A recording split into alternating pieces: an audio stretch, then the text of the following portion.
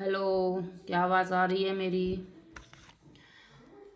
आ रही है तो चल को आज की क्लास हमारी स्टार्ट होने वाली है। तो हम आज पढ़ने वाले थे, कल मैंने शिवाजी का पढ़ा दिया था, पूरा शिवाजी का मैंने कंप्लीट करा दिया था। तो आज हमारा जो रह गया है आ रही है। तो आज की हमारी जो क्लास है वो होने वाली है किस पर? शिवाजी के उत्तराधिकारी पर। यानी शिवाजी का जो टॉपिक था वो तो मैंने पूरा कंप्लीट करा दिया था कल, आप वीडियो में जाके देख सकते हो। और आज की है हमारी संभाजी के, यानी संभाजी ने कब से कब तक शासन किया था, तो उस पर हमारी आज जो क्लास आने वाली है संभाजी पर है।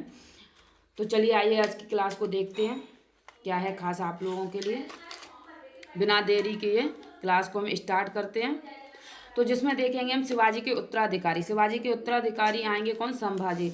संभाजी जब आएंगे तो उस समय दिल्ली पर शासन कौन करेगा? कौन सा मुगल बादशाह बैठा है? औरंगजेब बैठा। कौन बैठा हुआ है? औरंगजेब बैठा हुआ है दिल्ली पर, मुगल बादशाह। ये आप लोगों को बात याद रखनी है, ठीक है। जब संभाजी शासन करेंगे तो आपसे एक क्वेश्चन बन सकता है कि संभाजी को मुगलों की कैद में कब गए थे। तो क्यों जाते हैं मुगलों की कैद में? कि वो आपका औरंगजेब का बेटा है कौन? अकबर द्वितीय। तो जो किसके प्रति? औरंगजेब के प्रति विद्रोह करेगा। क्या करेगा? विद्रोह करेगा। जैसे ही वो औरंगजेब के प्रति क्या करेगा? विद्रोह करेगा। तो ये कौन शरण दे देंगे? आपके संभाजी उसको क्या दे देंगे? शरण दे देंगे। किसको दे देंगे? आपके अकबर द्वितीय को। जैसे ही अकबर गति को शरण देंगे तो इनको कौन कैद कर लेगा? आपको औरंगजेब इनको कैद कर लेगा। उसे पता था औरंगजेब को कि मराठों से युद्ध करना तो इतना आसान है नहीं है, क्योंकि शिवाजी का इतना नाम था। फिर संभाजी आते हैं, ये भी महान वीर शासक होते हैं, तो इनसे युद्ध नहीं करेगा। डायरेक्ट क्या करेगा कि 3 महीने तक इनके किले की क्या करेगा? घेरेबंदी किए रहेगा। कौन? औरंगजेब। तो जैसे ही घेरेबंदी करे रहेगा तो 3 महीने तक राशन पानी आना जाना बंद हो जाएगा। तो उसके बाद ये क्या कर लेगा? इन दोनों को पकड़ लेगा। किसको? संभाजी को और अकबर द्वितीय को। तो अब उसका खुद का बेटा है अकबर द्वितीय, किसका? औरंगजेब का, जिसका वो क्या करेगा कि उसको लोहे का सरिया होता है। किसका? लोहे का सरिया, जो उसकी क्या करेगा? आंख में डाल देगा लोहे का सरिया गर्म करके। तो अकबर द्वितीय की एक आंख क्या हो जाएगी? फूट जाएगी। और संभाजी को मुगल इतिहास में ऐसी यातना किसी को नहीं दी गई जितनी संभाजी को उसने मौत दी थी। तो इन्होंने क्या किया था? संभाजी की चमड़ी थी, यानी उनकी खाल थी, उसको निकलवा दिया था। किसने? औरंगजेब ने संभाजी की खाल को निकलवा दिया था। और साथ में ही संभाजी को तो निकलवा दिया, संभाजी को तो वो ले ही गया था। साथ में संभाजी का बेटा साहू जी। कौन था? संभाजी का बेटा साहू जी, जो कितने साल का था? मात्र 7 साल का था। कितने साल का था? मात्र 7 साल का था। जिसे कौन ले गया था? औरंगजेब साथ में उठा ले गया था संभाजी को। याद रखना इतना। संभाजी कब तक शासन करेंगे?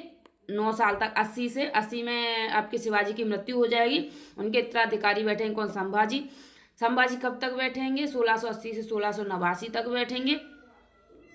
उसके बाद एक इनके आपके संभाजी कहाँ चले जाएंगे? औरंगजेब की कैद में चले जाएंगे। साथ ही इनका बेटा कौन सा है? साहू जी, जो भी कहाँ चले जाएगा? औरंगजेब में। जो औरंगजेब के कितने 17.5 साल तक कहाँ रहता है? आपके औरंगजेब की कैद में रहता है। कितने? 17.5 साल तक रहता है औरंगजेब की कैद में। उसके बाद जैसे ही मोहम्मद सारंगीला आएगा उसके बाद ये क्या हो जाएंगे? संभाजी छूट के आ जाएंगे। तो जैसे ही आ जाएंगे उस समय अगर आपसे पूछ ले कि मराठा साम्राज्य पर कौन शासन कर रहा था जब संभाजी साहू जी, क्योंकि संभाजी भी मुगलों की कैद में थे, यानी इनकी तो मौत हो चुकी थी, मृत्यु हो गई थी, और साहू जी मुगलों की कैद में थे। तब शासन कौन करेगा? तब शासन करेंगे मराठा साम्राज्य का राजा राम। कौन करेंगे? राजा राम करेंगे, जो किनके बेटे हैं? ताराबाई के बेटे हैं राजा राम। आइए हम अगला टॉपिक देखते हैं। यहाँ तक आप लोगों को समझ में आ गया? तो ये भी आप लोगों को याद रखना है कि संभाजी को कैसे इन्होंने लिया था। तो संभाजी को धोखे से ले गया था। कैसे ले गया था? धोखे से ये संभाजी को ले गया था आपके औरंगजेब। आइए देखें, अगला टॉपिक है हमारा राजा राम। तो राजा राम कितने थे? 19 वर्ष के थे, जो क्या हो गए थे? उत्तराधिकारी घोषित किया गया था। किनको? राजा राम को, जो कितने 1689 में क्या बनते हैं? राजा बनते हैं। कहाँ के? मराठों के। तो बनना किनको था? साहू जी को। बैठे कौन है? राजा राम। तो जैसे ही मुगलों की कैद से कौन छूटेंगे? आपके साहू जी। कौन छूटेंगे? जैसे ही मुगलों की कैद से छूटेंगे तो इनके बीच में, राजा राम के बीच में क्या होगा? युद्ध होगा। यानी राजा राम के बीच में और मुगलों के बीच, राजा राम के बीच में और आपके साहू जी के बीच में एक युद्ध होगा, जिसे हम किसका युद्ध कहेंगे? खेड़ा का युद्ध कहेंगे। किसका युद्ध कहेंगे? खेड़ा का युद्ध कहेंगे। जिसमें साहू जी का साथ कौन देंगे, बालाजी विश्वनाथ देंगे, जिन्हें अगले साहू जी क्या बनाएंगे, पेशवा बनाएंगे। वहां से आपका पेशवा पद है वो कैसा हो जाएगा, आपके उत्तराधिकारी हो जाएगा, यानी उत्तराधिकार का आ जाएगा। वैसे पेशवा कोई ऐसा नहीं था कि नहीं जिसका उत्तराधिकार, जिसका पिता पेशवा है तो उसका बेटा पेशवा नहीं बनता था। शिवाजी के समय ऐसा नहीं था, मगर साहू जी के समय ऐसा हो जाएगा कि पेशवा आनुवांशिक हो जाएंगे। आप लोगों को ये याद रखना है। चलिए आगे देखते हैं अपना साहू जी का शासन। यहाँ तक आप लोगों को समझ में आ गया होगा। तो छत्रपति साहू जी हैं जो किनकी कैद में रहते हैं, आपके मुगलों की कैद में रहती है, ये मैंने समझा दिया था। अगर क्वेश्चन आपसे बना कि मुगलों की कैद, हालांकि बनेगा नहीं, इतना डीप में नहीं जाते हैं। अगर पूछा जाए कभी ऐसे इंटरव्यू वगैरह में, अगर आप दे रहे हो किसी स्टेट पीएससी का, तो इंटरव्यू वगैरह में क्वेश्चन आ सकता है। तो इसे आप लोगों को याद रखना है कि साहू जी जब मुगल कारावास में थे तो 7 वर्ष के थे। उनको किसने पाला था, उनको पाला था औरंगजेब की पुत्री जीनत उल निसा ने। किसने पाला था, जीनत उल निसा ने औरंगजेब की पुत्री ने पाला था। किनको, आपके साहू जी को। तो साहू जी कब तक से कब तक बैठेंगे, 1707 से 1749 तक कौन बैठेंगे, आपके साहू जी बैठेंगे। यहाँ तक आप लोगों को समझ में आ गया साहू जी क्या बैठेंगे। और इनके समय पे पेशवा का पद आएगा, नया पद आएगा। कौन सा, पेशवा का पद। एक नया पद और लेके आएंगे, ये सेना करते। क्या लेके आएंगे, सेना करते। अगर ये क्वेश्चन बन सकता है कि सेना करते पद कौन लेके आते हैं, तो वो लेके आते हैं साहू जी। कौन लेके आएंगे, आपके साहू जी सेना करते पद लेके आएंगे। और ताराबाई, यानी ताराबाई और साहू जी के बीच में कौन सा युद्ध होगा, खेड़ का युद्ध होगा 1707 में, जिसमें क्या होंगी, ताराबाई जी पराजित हो जाएंगी। और मराठा साम्राज्य का शासन कौन करेगा, मराठा साम्राज्य का शासन करेंगे आपके साहू जी। साहू जी का अगर पूछे राज्याभिषेक कहाँ पर होता है, सतारा में होता है। कहाँ पर होता है, सतारा में साहू जी का राज्याभिषेक होगा। और बालाजी विश्वनाथ को क्या बनाया जाएगा, पेशवा बनाया जाएगा। ये भी याद रखना है, पहले पेशवा, पहले पेशवा बनने वाले कौन है, आपके साहू जी हैं। जो पहले पेशवा बनने वाले हैं आपके साहू जी। कोई दिक्कत, आगे चलूं, यहां तक समझ में आ गया। अगला हमारा टॉपिक है बालाजी विश्वनाथ को। किसको देखेंगे हम, बालाजी विश्वनाथ को देखेंगे। अगला हमारा टॉपिक है, एक मिनट।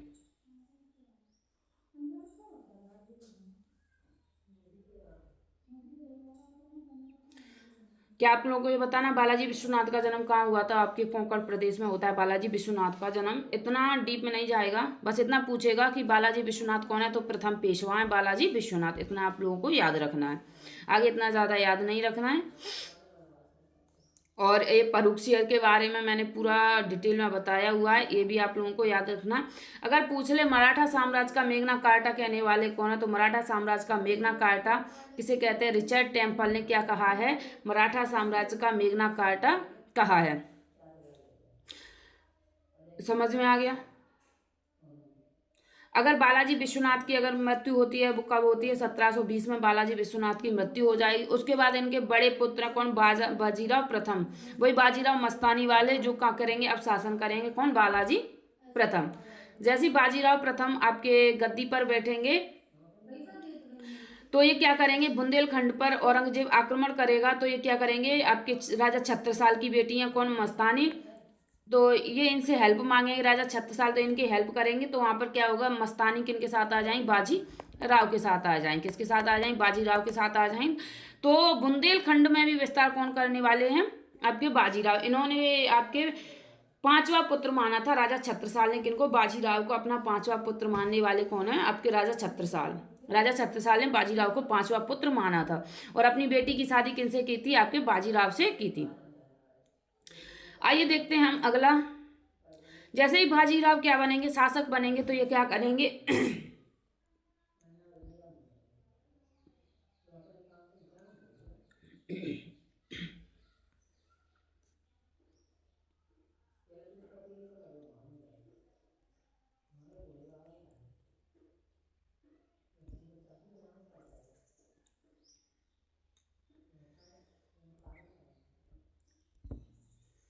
यहाँ तक आप लोगों को पूरा कंप्लीट समझ में आ गया। आगे चलते हैं। आगे जैसे ही बाजीराव क्या करेंगे, आपके आक्रमण करेंगे। कहाँ पर, दिल्ली पर। दिल्ली पर आक्रमण करेंगे। उस समय दिल्ली का शासक कौन है, फर्रुखसियर है। कौन है, फर्रुखसियर है। तो इनका कहना था कि बाजीराव का, कि अगर हम जर्जर वृक्ष के तने पर प्रहार करेंगे तो शाखाएं क्या, स्वतः ही गिर जाएंगी। इनका वो स्टेटमेंट है कि अगर हम दिल्ली पर आक्रमण करते हैं, क्योंकि उस समय दिल्ली पर कठपुतली शासक बैठे हुए हैं। कौन से शासक बैठे? कठपुतली शासक बैठे हुए हैं दिल्ली पर। तो इनका कहना है कि हमारी जो सत्ता है वो अटक से कहाँ पहुंच जाएगी, कटक पहुंच जाएगी जब हम दिल्ली पर आक्रमण करेंगे। यहाँ तक आप लोगों को कंप्लीट समझ में आ गया होगा। तो इनके समय पर 2 कर वसूले जाते हैं, चौथ कर और सरदेशमुखी कर के प्रश्न पर हैदराबाद और बाजीराव के बीच में मुख्यतः 2 संघर्ष होते हैं। यानी ये चौथ कर और सरदेशमुखी कर को वसूला जाता था उस समय, शिवाजी के समय से ही ये लागू हो गए थे। उसके लिए क्या करेंगे, हैदराबाद का जो निज़ाम है वो क्या करेगा, युद्ध करेगा, इनसे संघर्ष करेगा। तो याद रखना कि पालखेड़े का युद्ध किन के बीच में होता है, निज़ाम और बाजीराव प्रथम के बीच में होता है। पालखेड़े का युद्ध होता है, कब होता है, 1728 में पालखेड़े का युद्ध होता है। ये टॉपिक याद रखने वाला है, ठीक है। जिसमें कौन सी होगी, जिसमें मुंगी शिवगांव की संधि होगी। कौन सी संधि होगी? जिसमें मुंगी शिवगांव की संधि होगी। 1737 से 1738 के बीच में कौन सा युद्ध होगा? आपका भोपाल का युद्ध होगा, जिसमें क्या होंगे, निजाम पराजित होंगे। ये एमपी के संदर्भ में आप लोगों के लिए अति इंपोर्टेंट क्वेश्चन है कि भोपाल का युद्ध कब होता है। कई बार एग्जाम में पूछा गया है। तो 1737 में एमपीपीएससी के एग्जाम में ये क्वेश्चन पूछा गया है कि भोपाल का युद्ध कब होता है, 1737 में होता है। किन के बीच में होता है? मराठों और निजाम के बीच में होता है। 1731 में बरना की संधि होगी। संधि के बाद क्या होगा, कोल्हापुर के शासक ने सतारा की अधीनता को स्वीकार कर लिया था। यानी सतारा की अधीनता को स्वीकार कर लिया था। ये बाजीराव प्रथम की सबसे बड़ी उपलब्धि मानी जाती है। कौन सी? बरना की संधि। कौन सी? बरना की संधि। इनके समय क्या होगा, सर्वाधिक विस्तार होगा किसका? मराठा साम्राज्य का सर्वाधिक विस्तार करने वाले कौन है? आपके बाजीराव है। यहां तक कंप्लीट समझ में आ गया? समझ में आ गया तो मैं आगे का टॉपिक चलती हूँ।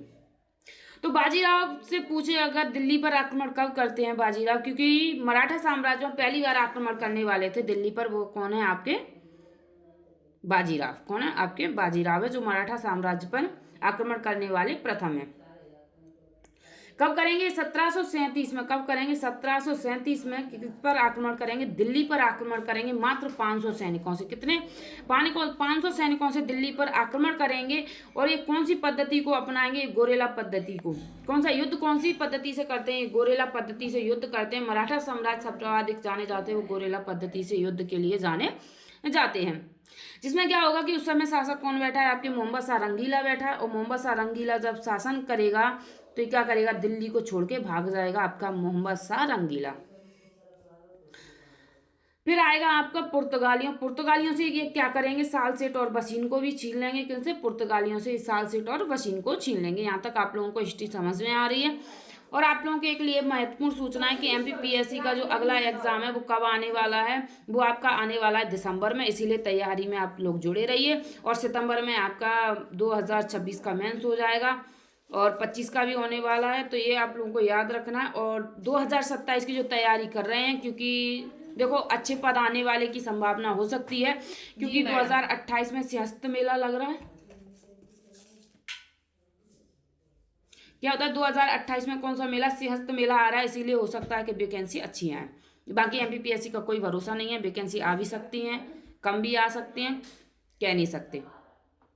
इतना याद रखना है। तो हमारा अगला टॉपिक है, ये हम जैसे ही कंप्लीट करेंगे यहाँ तक तो आप लोगों को बता दें, वैसे हमारा कौन सा आएगा? सिख साम्राज्य आएगा। क्या आएगा? सिख साम्राज्य। साम्राज्य के बाद हम आप लोगों को बताएंगे कि ब्रिटिश साम्राज्य का विस्तार कैसे होता है, भारतीयों पर कौन से कर लगाए जाते हैं, वो पढ़ेंगे। उसके बाद हमारे एमपीपीएससी की आज एक और क्लास आने वाली है, तो जिसमें हम एमपीपीएससी के मेले, पर्यटन स्थल एक कंप्लीट करके हमारा इतिहास चालू हो जाएगा। आप लोग उस क्लास को ज्वाइन करना। और आप लोगों के लिए एक महत्वपूर्ण सूचना, अगर आप एमपीपीएससी की तैयारी कर रहे हैं तो उनके लिए हमारे टोटल जो टॉपिक आने वाले हैं, तो हमारी तो इतने टॉपिक कंप्लीट मैं नहीं करा पाऊंगी, और तो हम आप लोगों को पीडीएफ फ्री में दे देंगे। टेलीग्राम चैनल आप लोग ज्वाइन कर लेना। तो सारी पीडीएफ आपको 6 सब्जेक्टों की मिल जाएंगी टेलीग्राम पर, अगर आप एमपीपीएससी की तैयारी कर रहे हैं तो। ऐसे नहीं, हैंड रिटन नोट्स हैं, पूरे मैंने बनाए हुए हैं। मैं कभी आपको शॉर्ट वीडियो में दिखा दूंगी कि कैसे मेरे नोट्स हैं, जिनको आप पढ़ सकते हो। अगर आप लोग कमेंट में बताओगे तो मैं प्रोवाइड करा दूंगी, अगर नहीं कमेंट में बताओगे तो नहीं करूंगी, क्योंकि मेहनत लगती है, क्यों उनको पीडीएफ में फॉर्मेट करना, फिर अपलोड करना, टाइम लगता है। और 6 पेपर हैं। तो जो बच्चा एमपीपीएससी की तैयारी कर रहा होगा, जिसने मेंस लिखा होगा, मेंस और प्री लेवल के दोनों के हैं, मेंस प्लस प्री दोनों आप लोग पढ़ सकते हो, बिल्कुल हैंड रिटन नोट्स हैं। आगे देखते हैं हम, बाजीराव का हमारा कंप्लीट हो गया था। बाजीराव कहाँ तक आक्रमण करते हैं, उसके बाद बाजीराव के बाद कौन बैठता है, उनके पुत्र बैठेंगे आपके बालाजी बाजीराव। कौन बैठेंगे, बालाजी बाजीराव। तो जब पेशवाओं की एक मराठा सरदारों की क्या थी, मराठाओं की एक सरदार होते थे जो कहाँ पर बैठते थे, तो पेशवा कहाँ पर बैठते थे, आपके पूना में बैठते थे। और आपके जो मराठा भी बैठते थे छत्रपति साहू जी, वो कहाँ बैठते थे, आपके सतारा में बैठते थे। साहू जी के बाद पद कैसा हो जाएगा, पेशवा पद आ जाएगा। ये पद कैसा हो जाएगा, आपके आनुवंशिक हो जाएगा। उसके बाद क्या करेंगे, अपने उत्तराधिकारी पेशवा के लिए नियुक्त करेंगे। यहाँ तक आप लोगों के लिए समझ में आ गया होगा कंप्लीट। अब तो हम देखेंगे आपके नागपुर में कौन बैठे हैं, आपके भोंसले बैठे हैं। तो यहाँ से भी क्वेश्चन बन सकता है, ये 5 चीज़ों में इनमें भी क्वेश्चन बन सकता है आप लोगों के लिए कि आपके पूना में कौन बैठे, पूना में बैठे आपके पेशवा, और नागपुर में कौन बैठे, आपके भोंसले बैठे हैं। बड़ौदा में कौन है, गायकवाड़ है। इंदौर में कौन है, होलकर है। ग्वालियर में कौन है, सिंधिया है। धार में कौन शासक कर रहे हैं, पवार कर रहे हैं। और होलकरों को हम पढ़ेंगे, होलकर और सिंधिया और पवारों को, इनको पढ़ेंगे हम किसके, एमपी के संदर्भ में बहुत ही डिटेल में, क्योंकि एमपी में इंदौर यानी होलकर से तो अत्यधिक क्वेश्चन आए हैं। मैं जहाँ तक चाहती हूँ देखा है मैंने, तो अहिल्याबाई से क्वेश्चन ज़्यादा आए हैं। दूसरा प्लस आए हैं, वो आए हैं आपके मल्हार राव होलकर से। तो यहाँ पर प्री और मेंस सर्वाधिक क्वेश्चन आपके इंदौर के होलकर शासक से उठकर आते हैं सबसे ज़्यादा। और दूसरा एमपी का एक टॉपिक है राजा भोज पर, परमार वंश, वहाँ पर भी सर्वाधिक क्वेश्चन आते हैं। तीसरा आपका है गुप्त वंश, गुप्त वंश पर भी आप लोगों के अच्छे वो आते हैं। तो हमारी हिस्ट्री चालू होने वाली है, आप लोग उसको जुड़ना ना भूलिएगा, ठीक है। आइए देखें हम अगला हम किसे देखेंगे, बालाजी बाजीराव को। किनको देखेंगे हम, बालाजी बाजीराव को देखेंगे।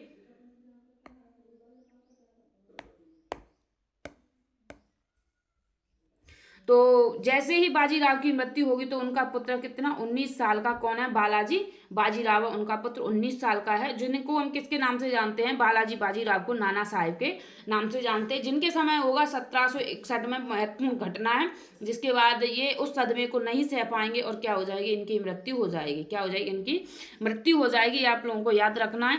और वो चीज़ आप लोगों को पता होगा कि 1761 में क्या हुआ था। आइए आगे देखते हैं।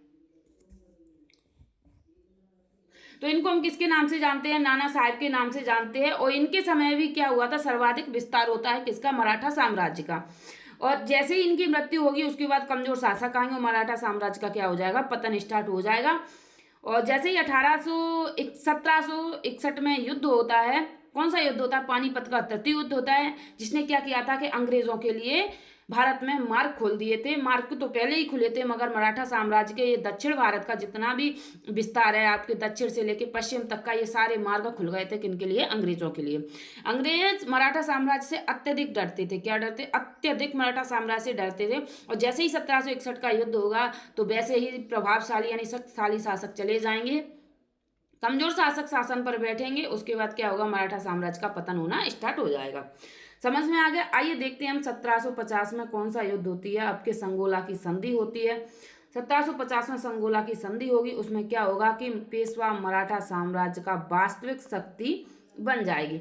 यानी जो पेशवा है वो मराठा साम्राज्य की वास्तविक शक्ति कब बनेंगे, आपके बालाजी बाजीराव के समय वास्तविक शक्ति हो जाएगी।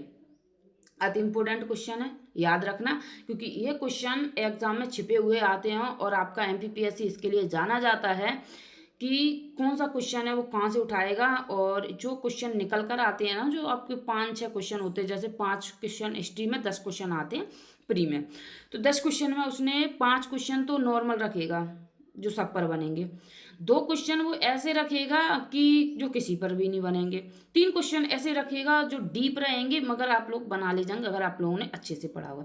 उसने पूछ लिया कि पेशवा मराठा साम्राज्य की वास्तविक शक्ति कब बनता है, किसके समय बनता है। क्वेश्चन याद रखना, बालाजी बाजीराव के समय, बालाजी बाजीराव के समय पेशवा क्या होते हैं, मराठा शक्ति बनते हैं, जिसे क्या कहा गया था, राजनीतिक क्रांति कहा गया था। क्या कहा गया था, राजनीतिक क्रांति कहा गया था। ये क्या करेंगे, ये अपनी जो राजधानी है वो कहाँ से ले जाएंगे, पूना से सतारा तक ले जाएंगे अपनी राजधानी को, ठीक है। मैंने क्या बताया था, बालाजी बाजीराव कब आएंगे, 1740 से 1761 तक आएंगे। ये क्या, इनके बीच में क्या होगा, संगोला की संधि होगी, कब होगी, 1750 में होगी। जिसके बाद क्या होगा, मराठा साम्राज्य की वास्तविक शक्ति किसके हाथ में आ जाएगी, पेशवा के हाथ में आ जाएगी, जिसे हम क्या कहेंगे, राजनीतिक क्रांति कहेंगे। ये अपनी राजधानी पूना से कहाँ ले जाते हैं, आपके सतारा से कहाँ ले जाते हैं, पूना ले जाते। कौन, बालाजी बाजीराव। आइए अगला देखते हैं। ये क्या करेंगे, ये तंजौर को जीत लेंगे। किसको जीत लेंगे, तंजौर को जीत लेंगे। और जबकि इनका पहले से विस्तार था, यानी बाजीराव का आपके मालवा पर विस्तार था, गुजरात पर था, बुंदेलखंड पर इन्होंने किया था। राजा छत्रसाल ने इनको क्या माना था, पांचवा पुत्र माना था बाजीराव को। कौन बाजीराव, वो मस्तानी वाले बाजीराव हैं। इतना आप लोगों को याद रखना है, मस्तानी वाले बाजीराव हैं। तो ये क्या करेंगे, ये क्या करेंगे, राजपूतों से चौथ वसूलेंगे। जबकि राजपूतों पर चौथ कर और सरदेशमुखी नहीं लगता था, ये लगता था निजामों से। किन पर लगता था, जितने भी यानी अन्य थे तो इन पर लगता था। तो ये क्या करेंगे, हिंदू पद बादशाही का उल्लंघन करेंगे। कौन, आपके बालाजी बाजीराव, नाना साहिब क्या करेंगे, हिंदू पदशाही का उल्लंघन करेंगे। और इनका क्या होगा, निजामों से संघर्ष होगा। तो क्वेश्चन बन सकता है भलकी की संधि। क्या क्वेश्चन बनेगा, भलकी की संधि। भलकी की संधि कब होगी, 1752 में होगी भलकी की संधि। अगर आप मेंस लिखोगे तो मेंस में आप लोगों को फैक्ट डालना है। क्या डालना है, फैक्ट डालना है। तो मैं एक क्लास आप लोगों की लेके आ रही हूँ, हो सकता है तो आपके हिस्ट्री की 2 नंबर की क्वेश्चन की, क्योंकि अभी हिस्ट्री में जो क्वेश्चन आने वाले आपका मेंस होने वाला है, जिसमें 2 नंबर और आपके 7 नंबर और 10 नंबर के क्वेश्चन होंगे। तो जिन्हें मैं पीडीएफ के फॉर्मेट में पढ़ाऊंगी, मैं खुद लिखूंगी तो बहुत टाइम लगेगा। तो मैं बता दूंगी आपको, इतना लिखना, इतना नहीं लिखना है, जिसमें 2-5 पॉइंट होंगे। तो जिसमें अच्छे क्वेश्चन है, अच्छे लेवल के, शायद हो सकता है कि वो क्वेश्चन आप लोगों के एग्जाम में आ सकते हैं। तो उस क्लास को जुड़ना ना भूलिए। वो हमारी क्लास आ जाएगी, मैं अपलोड करा दूंगी। तो मैं वो क्लास कब लेके आऊँ, आज ट्यूसडे है, संडे को रखते हैं उस क्लास को, या सैटरडे को। संडे या सैटरडे को वो क्लास होगी। तो वो क्लास होगी आपके 2, ढाई, 3 घंटे की। उसमें मैं अति इंपॉर्टेंट क्वेश्चन है, क्योंकि पीडीएफ से पढ़ाऊंगी तो जल्दी हो जाएगा, और खुद लिखेंगे तो थोड़ा टाइम लगता है। तो उसको आप नोट कर लेना, और वहाँ से आपके 2 नंबर के क्वेश्चन अच्छे खासे निकल आएंगे। तो उस क्लास को जुड़ना ना भूलिएगा, ठीक है। और हमारे यहाँ पे जो आने वाली है क्लास, सब सब्जेक्ट की क्लास है, फ्री होने वाली है। और हिस्ट्री की तो बिल्कुल फ्री है, और बाकी सबकी भी फ्री है, क्योंकि उनमें थोड़ा टाइम लगता है बनाने में, एडिट करने में। तो अगर आप लोग चाहते हो तो 2 नंबर के क्वेश्चन में संविधान के भी लेके आऊँ, और नहीं चाहते हो तो वैसा बताना। अगर इस क्लास को अच्छा सा शेयर किया तो अच्छा से शेयर, अगर इस क्लास पर मेरे 10,000 व्यूज आए तो उस क्लास को मैं लेके आऊँगी, ठीक है। तब लेके आऊँगी, ऐसे नहीं लेके आऊँगी, क्योंकि टाइम लगता है, आप लोग शेयर नहीं करते हो। तो आइए देखते हैं भलकी की संधि कब होती है। ये होती है 1752 में। निजाम को शिकस्त दी, यानी निजाम को क्या होता, हराते हैं और भलकी की संधि करते हैं। ये आप लोगों को जो फैक्ट है, ये आपको रखनी है याद, किसके लिए, मेंस के लिए, ना कि प्री के लिए। प्री के लिए इतना डीप में शायद मैंने एमपीपीएससी का कोई एग्जाम दे लिया, मैंने एमपीपीएससी के हर एग्जाम दिए, इतना डीप में उसने कभी नहीं पूछा। जितना डीप में मैंने पढ़ा रही हूँ, इतना डीप में पूछा नहीं है। ये है मेंस के लिए, आप लोगों को बता दूं, ये मेंस के लिए, आप लोगों के लिए अति इम्पोर्टेंट होगा। निजामों से होगा कौन सा, सिद्दरखेड़े का युद्ध। अगर उसने क्वेश्चन किया कि मराठा साम्राज्य यानी बालाजी विश्वनाथ का निजामों से संघर्ष को समझाइए, तब आप लोगों को ये क्वेश्चन याद रखने हैं कि सिद्दरखेड़े का युद्ध कब होता है, 1757 में होता है, जिसमें आप लोगों को डेट बिल्कुल भी नहीं याद रखना। उदयगिरी का क्या होगा, निजाम पराजित होंगे, मुल्क को वजीर बनाने में सहायता की जाएगी आपकी कौन सी, निजाम संघर्ष में। यहाँ तक आप लोगों को समझ में आ गया। अगला टॉपिक हमारा देखते हैं। अब आता है हमारा पानीपत का युद्ध। आइए देखते हैं हम पानीपत का युद्ध, इसके बाद हमारी क्लास को खत्म करेंगे। फिर हमारा मराठा संघर्ष वाला रह जाएगा, वो मैं और करा देती हूँ। आज हमारा मराठा साम्राज्य कंप्लीट हो गया। मराठा साम्राज्य कंप्लीट होने के बाद हमारा आएगा सिख साम्राज्य। क्या आ रहा है, सिख साम्राज्य। चलिए आइए देखते हैं हम, वो हम देखेंगे पानीपत का तृतीय युद्ध। और कारण क्या था पानीपत का तृतीय युद्ध का, तो इसका कारण था, ये किन के बीच में लड़ा जाता है, ये अफगान शासक अहमद शाह अब्दाली और मराठों के बीच में कौन सा युद्ध लड़ा जाता है, पानीपत का तृतीय युद्ध। कारण क्या था कि पंजाब में शासन किसका था, पंजाब में अधिकार था अहमद शाह अब्दाली का। जो किसको, तैमूर का राजकुमार का प्रतिनिधित्व यानी इसको नियुक्त कर रहा था किसने, अहमद शाह अब्दाली ने। मराठा चाहते थे कि उनका अपना प्रतिनिधि हो, तो उसने जैसे ही तैमूर के शासक को हटाता है और किसको, अपने प्रतिनिधि को मराठा क्या करेंगे, नियुक्त करेंगे। कहाँ पर, आपके तैमूर पर यानी पंजाब पर। पंजाब पर जैसे ही नियुक्त करेंगे, जिससे क्या हो जाएगा, अहमद शाह अब्दाली क्या हो जाएगा, रुष्ट हो जाएगा। और कुछ भारतीय राजा हैं जो क्या करेंगे, किसका साथ देंगे, आपके उसका साथ देंगे, अहमद शाह अब्दाली का। यानी जितने भी आपके मुस्लिम राजा हैं वो किसका साथ देंगे, अहमद शाह अब्दाली का साथ देंगे। और अगर क्वेश्चन है आप लोगों को बता दें कि अहमद शाह अब्दाली को बुलाने वाला कौन था, वो भारतीय राजा था अवध का, कौन, शुजा-उद-दौला। कौन था, शुजा-उद-दौला, जिसने किसको, अहमद शाह अब्दाली को इन्वाइट किया था कि हमारे भारत में आओ और भारत को लूटो। ये ऐसे नहीं बोला होगा, पर उसने किया ऐसा ही था, क्योंकि उसके कहने पर ये आया था अहमद शाह अब्दाली, शुजा-उद-दौला के कहने पर। शुजा-उद-दौला कौन है, अवध का नवाब है। तो ये मराठों की तरफ से कौन हो गए, आपके मराठा थे। और मराठों का साथ किसी ने नहीं दिया था। क्यों नहीं दिया था मराठों का साथ, इसलिए नहीं दिया था क्योंकि इन्होंने क्या, चौथ कर वसूलते थे। ये क्या करते थे, चौथ कर वसूलते। अगर ये इन्होंने कितने राजपूतों पर चौथ कर वसूला है, जबकि ये चौथ कर और सरदेशमुखी लगता था आपके निजामों पर, इन्होंने राजपूतों पर भी वसूला है। तो जितने भी भारतीय राजा इनका साथ नहीं देंगे, कारण इनका हार का यही था। दूसरा, ये इनका जो तोप खाने वाला था वो खाता इब्राहिम गर्दी। ये अत्यधिक तोप का जानकार था। और इब्राहिम गर्दी से कौन डरता था, अहमद शाह अब्दाली। अहमद शाह अब्दाली किससे डरता, इब्राहिम गर्दी से। ये सर्वाधिक तोप का जानकार था, बहुत ही ज़्यादा इसका प्रचार प्रसार था किसका, तोप का। तो इब्राहिम गर्दी किन की तरफ से, आपके मराठों की तरफ से। ये किसका आपका नेतृत्व करेगा, तोपों का नेतृत्व करेगा। इनका हारने का कारण क्या था उस समय, 14 जनवरी, याद रखना कब लड़ा जाता है, 14 जनवरी 1761 में लड़ा जाता है। तो 14 जनवरी को क्या पड़ती है, सर्दी पड़ती है। तो सर्वाधिक सर्दी होने के कारण इनकी बारूदें और तोपों का भारी होना, इसके कारण इनकी तोपें नहीं चल पाई थी। दूसरा, इनका जो साथ देने वाले थे वो तो कौन थे, आपके शुजा-उद-दौला थे, नजीम-उद-दौला थे, हाफिज थे, यानी आपके दिल्ली के नवाब थे। इन्होंने सबने क्या किया था, इनका साथ दिया था आपके अहमद शाह अब्दाली का। दूसरा, अगर आप लोगों से पूछे इनके हार का कारण क्या था, दूसरा इनके हार का कारण था कि जैसे ही जो मल्हार राव जितने भी सरदार थे, तो आपके बालाजी विश्वनाथ, कौन थे, बालाजी विश्वनाथ यानी नानाजी थे, सॉरी नानाजी, बालाजी बाजीराव, बालाजी विश्वनाथ तो संस्थापक हैं। तो बालाजी बाजीराव है जिनका चचेरा भाई है, यानी चाचा का लड़का है, कौन है, सदाशिव राव। कौन है, सदाशिव राव है, जो क्या करता था, सरदारों से अच्छा व्यवहार नहीं करता था, जिससे सरदार क्या रहते थे, असंतुष्ट रहते थे। तीसरा इनका कारण था कि ये गोरिल्ला पद्धति में क्या थे, वारंगत थे। गोरिल्ला पद्धति युद्ध में बहुत अच्छे से प्रतिनिधित्व था इनका, बहुत अच्छा सा। और मगर इन्होंने गोरिल्ला युद्ध ना करके प्रत्यक्ष युद्ध किया था, कैसे, सामने से युद्ध किया था इन्होंने, इसका कारण था।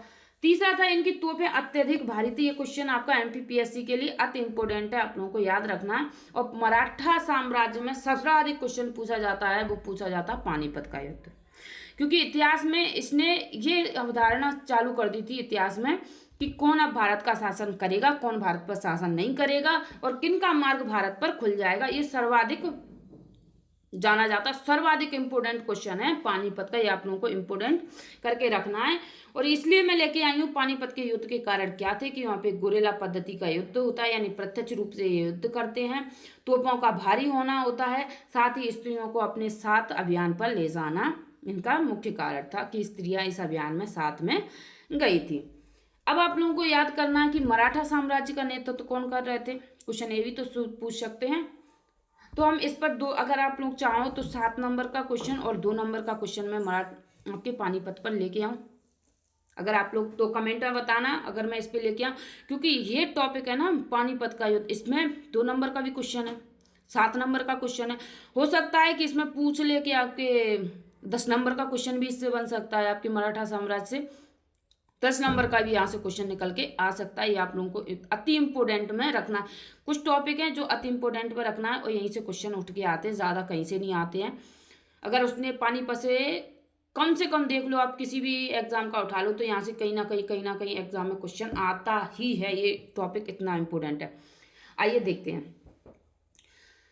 मराठा साम्राज्य का नेतृत्व कौन करेंगे? सदाशिवराव और विश्वासराव, ये क्या करेंगे? मराठा साम्राज्य का नेतृत्व करें। सदाशिवराव मैंने बता दिया। विश्वासराव कौन है? बाजीराव यानी बालाजी यानी नाना साहब के बेटे हैं। कौन? आपके विश्वासराव मराठा सरदार है। ये क्या करेंगे? नेतृत्व करेंगे। अगर पूछे कि इसका जो बताने वाला, क्योंकि पानीपत के युद्ध में जैसे ही हार होती है तो उसका बताने वाला कोई नहीं था कि कैसे हम राजा को बता, कैसे जाके हम पेशवा को बताएं कि हमारी इतनी हानि हुई है, कोई नहीं बताने वाला। तो किसी कॉपी में कहते हैं कि काशी पंडित राज ने बताया है और किसी कॉपी में कहते हैं एक व्यापारी ने बताया है। अपनी अपनी कॉपी है, क्योंकि किसी में एग्जैक्टली डाटा नहीं मिलता है तो आप लोगों को लिखना है काशीराज पंडित, क्योंकि एनसीईआरटी में लिखा हुआ है।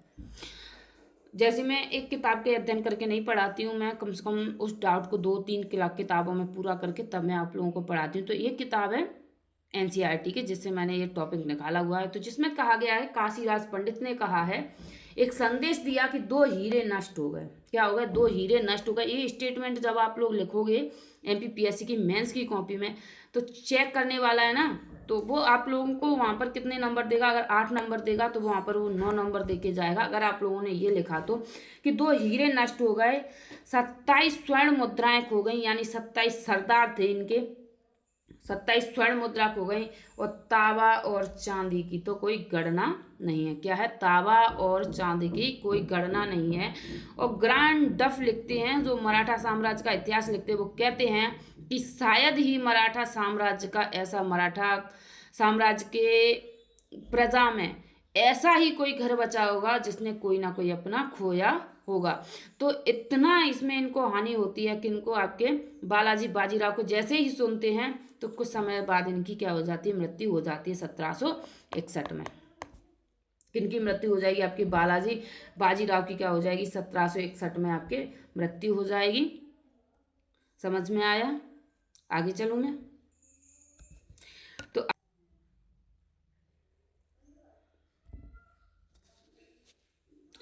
चलिए देखें, एक मिनट। तो कौन की मृत्यु होगी? बालाजी बाजीराव की मृत्यु हो जाएगी 1761 में। और वैसे ही कौन बैठेंगे? आपके माधवराव प्रथम बैठेंगे। तो माधवराव प्रथम बैठेंगे तो ये जैसे ही गद्दी पर बैठेंगे इनकी भी अचानक मृत्यु हो जाएगी 27 साल की उम्र में, 1772 में। तो पानीपत के युद्ध में जितनी हानि नहीं होती उतनी ज़्यादा हानि होती है माधवराव मृत्यु की, क्योंकि इनकी अचानक से मृत्यु हो जाती है और सर्वाधिक हानि इनको इसी में होती है। इसके बाद मराठा साम्राज्य क्या हो जाएगा? कमजोर हो जाएगा। ये किनके संरक्षण में बैठेंगे? आपके चाचा रघुआ के संरक्षण में बैठेंगे। कौन? आपके माधवराव प्रथम।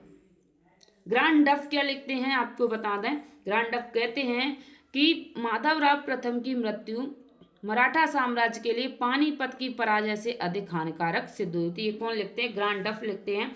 और ग्रांड डफ ने मराठा साम्राज्य का इतिहास भी लिखा है, आप लोगों को ये भी पता होना चाहिए। इसकी अगली एक वीडियो हमने अपलोड कर दी है, वो भी आप देख लेना, जिसमें मराठा साम्राज्य के बारे में, यानी स्थापना कैसे होती है, और इसमें स्थापना का देखेंगे, इसमें हमने पतन देख लिया इस क्लास में।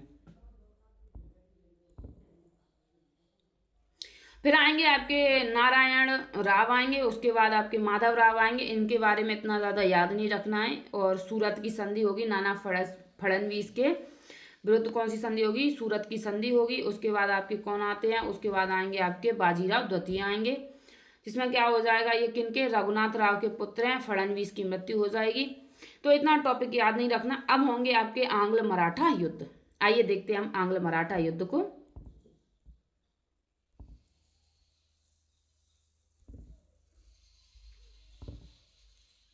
अगर आप प्री का एग्जाम दे रहे हैं तो फिर इतना ही याद रखना। अगर आप मेंस के लिए एग्जाम दे रहे हैं तो आप कमेंट में बता देना, तो मैं ये पीडीएफ आप लोगों के लिए अपलोड कर दूंगी। ठीक है। हम प्रथम आंग्ल मराठा युद्ध, यानी क्या देखें? हम प्रथम आंग्ल मराठा युद्ध देखेंगे। ये इतना टॉपिक महत्वपूर्ण नहीं है। हम प्रथम आंग्ल मराठा युद्ध कब होता है? 1775 से 1782 तक होता है प्रथम आंग्ल मराठा युद्ध, जिसमें कौन होते हैं? पेशवा माधवराव सेकंड इसमें क्या होते हैं? शासन करते हैं। उस समय क्या होगा? प्रथम आंग्ल मराठा युद्ध होगा। अंग्रेज कौन होगा? वॉरेन हेस्टिंग होगा। कारण क्या होता है? कारण होता है पेशवा पद को लेकर मतभेद होते हैं, यानी पेशवाओं में मतभेद होंगे आपस में, और मजा कौन ले जाएंगे? अंग्रेज ले जाएंगे। अंग्रेजों का वाणिज्यिक व राजनैतिक लाभ क्या था? अंग्रेजों को वाणिज्यिक और राजनैतिक लाभ था, जिसका परिणाम क्या होगा, इसका परिणाम होगा 1782 में किसकी होगी, सालवाई की संधि। हेस्टिंग और फड़नवीस के बीच में क्या होगी, सालवाई की संधि होगी। और 1775 में सूरत की संधि होगी, रघुनाथ राव और अंग्रेजों के बीच में सूरत की संधि होगी 1775 में। और 1779 में कौन सी, बड़गांव की संधि होगी, मराठा और अंग्रेजों के बीच में कौन सी संधि होगी, आपकी बड़गांव की संधि होगी। समझ में आ गया प्रथम आंग्ल मराठा युद्ध? नहीं समझ में आया, हम एक बार और रिवीजन करा दें आप लोगों को। तो आइए देखते हैं हम क्या प्रथम आंग्ल मराठा युद्ध कब होता है, 1775 से 1782 के बीच में होता है आपका प्रथम आंग्ल मराठा युद्ध। पेशवा कौन होते हैं, पेशवा होते हैं माधवराव सेकंड होते हैं, और अंग्रेज कौन होता है, वॉरेन हेस्टिंग होता है। कारण क्या होता है कि आपस में मतभेद होता है पद को लेकर, जिसका परिणाम क्या निकलता है कि सालवाई की संधि। सालवाई की संधि अति इंपोर्टेंट है, आप लोगों को याद रखना। 1782 में सालवाई की संधि होती है, किनके बीच में होती है, हेस्टिंग है, वॉरेन हेस्टिंग और फडणवीस के बीच में सालवाई की संधि होती है। सूरत की संधि किनके बीच में होती है, रघुनाथ राव और अंग्रेजों के बीच में होती है आपकी सूरत की संधि। बड़गांव की संधि कब होती है, 1779 में बड़गांव की संधि होती है, मराठा और अंग्रेजों के बीच में होती है किसकी, बड़गांव की संधि।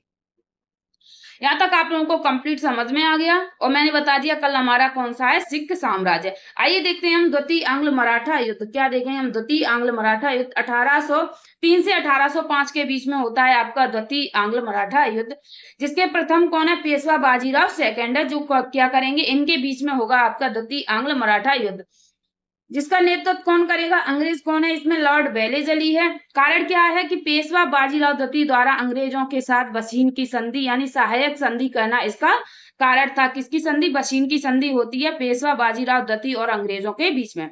नेपोलियन का युद्ध व फ्रांसीसियों के आक्रमण का भय, यानी क्या था कि किस कारण से ये करते हैं कि नेपोलियन का उदय हो गया, नेपोलियन का, और दूसरा फ्रांसीसियों का आक्रमण ना हो, जिस कारण से पेशवा बाजीराव सेकंड क्या करेंगे, संधि करेंगे लॉर्ड वेलेजली से।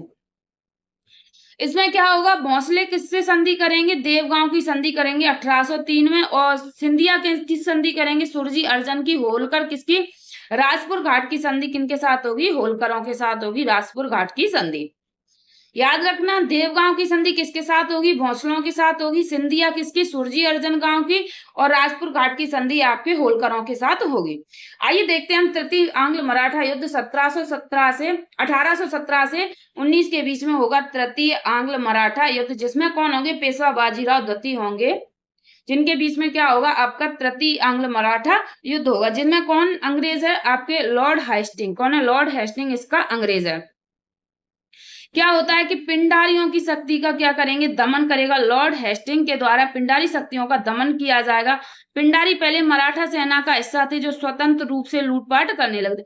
यानी पिंडारी कौन थे, पिंडारी थे जो क्या करते थे कि मराठा साम्राज्य का हिस्सा थे, यानी मराठा साम्राज्य में ये क्या करते थे, सेना में भर्ती थे पिंडारी। और ये क्या करते थे कि लूट मार के लिए फेमस थे पिंडारी। तो ये क्या करेंगे, मराठा साम्राज्य जब कमजोर हो जाए तो पिंडारियों को साम्राज्य से निकाल दिया जाएगा, और ये क्या करने लगेंगे, ये आपके लूटपाट करने लगेंगे आपके पिंडारी। तो जैसे ये लूटपाट करेंगे तो इसके लिए क्या करेगा, पेशवा बाजीराव द्वितीय वो संधि करेंगे, किनसे करेंगे, अंग्रेजों से करेंगे।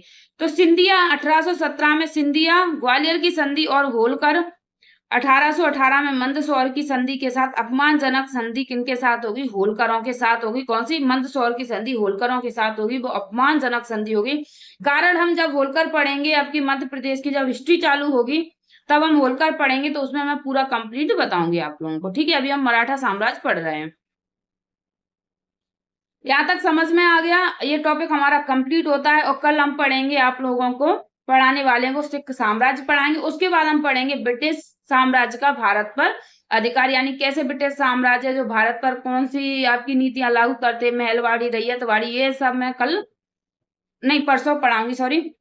तो यहाँ तक आप लोगों को कंप्लीट हो गया। क्लास कैसी लगी, समझ में आई तो कमेंट में जरूर बताना। और कल